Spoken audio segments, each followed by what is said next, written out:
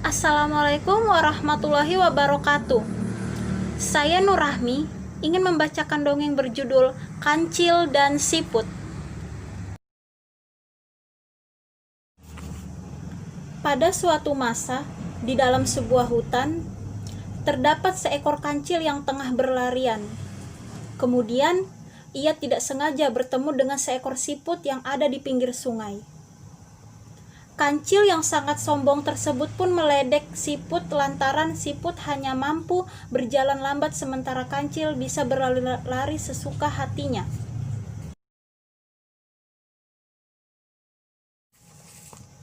Dengan sangat angkuh, akhirnya si kancil pun berkata kepada siput, "Hai siput, apakah kamu berani beradu balapan lari denganku?" Ucap kancil dengan nada sombong, dan dia tahu bahwa sang siput sudah pasti akan menolak lantaran tidak pernah mungkin menang mengalahkan kancil.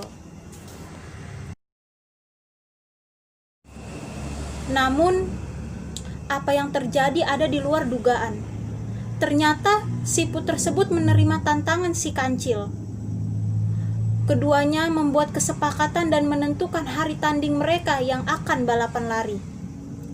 Semua sepakat, dan si kancil pun tidak sabar menunggu hari H di mana perlombaan tersebut digelar.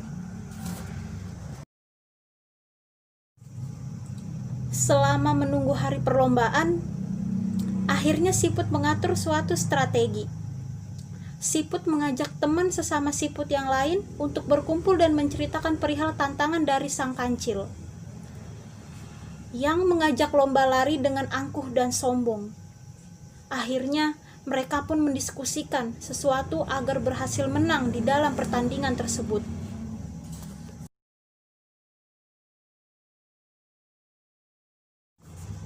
Strateginya adalah, di sepanjang tepi sungai, para siput harus berbaris dengan rapi.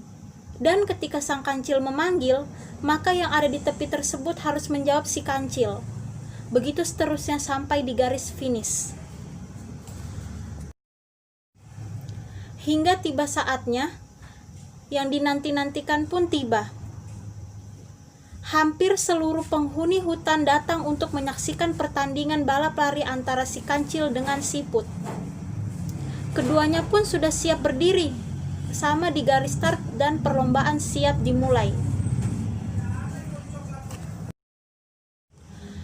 Keduanya pun spontan berlari, dan si kancil langsung berlari dengan memakai kekuatan penuhnya. Dan sesudah berlari, kancil pun merasa kelelahan. Nafasnya pun mulai tak karuan dan terengah-engah. Ia pun berhenti sejenak di jalan sembari memanggil sang siput. "Put, siput," ujar kancil. "Ya, aku di sini," jawab siput sembari berjalan dengan lamban di hadapan sang kancil. Si kancil pun merasa kaget lantaran siput tersebut sudah ada tepat di hadapannya.